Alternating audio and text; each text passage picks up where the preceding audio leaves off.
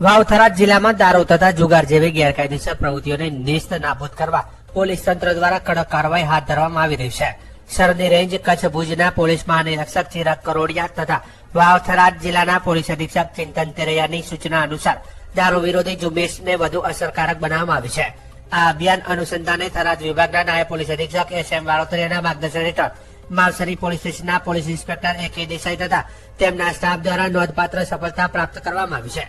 તારીખ 22/12/2025 ના રોજ માવસરી પોલીસ સ્ટેશન વિસ્તારમાં પેટ્રોલિંગ દરમિયાન મળેલી ચોક્કસ બાતમીના આધારે દયાબ સીમ વિસ્તારમાં કાર્યવાહી હાથ ધરવામાં આવી હતી. પોલીસે બાતમી મુજબ તપાસ કરતા એક બ્રેઝા કાર DL 9 CAP 9251 ને અટકાવી તપાસ કરી હતી.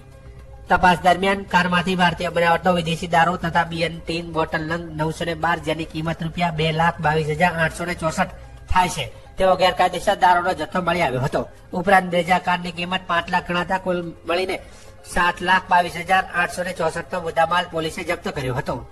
કાર ચલાવનાર શખ્સ પોતાનું નામ જગદીશ ઉર્ફે જોગારામ માદેવરામ, જાતે રબારી, દેવાસી, ઉંમર વર્ષ 20, રહે રડવા, તાલુકો શેડવા, જિલ્લો બાડમેર, રાજસ્થાન હોવાનું જણાવ્યું હતું. જ્યારે આ ગુનામાં સંડોવાયેલા બીજા નાસી ગયેલા ઈસમ અંગે પૂછપરછ કરતા તેનું નામ રોડારામ ભોપારામ રબારી, દેવાસી, રહે અંબાબા, તાલુકો શેડવા, જિલ્લો બાડમેર, રાજસ્થાન હોવાનું બહાર આવ્યું છે.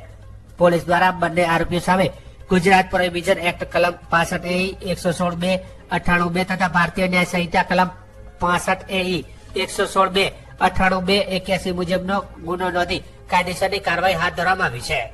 માવસરી પોલીસની આ કાર્યવાહીથી સરહદી વિસ્તારમાં દારૂની હેરાફેરી કરતા તત્વોમાં ફફડાટ ફેલાવશે.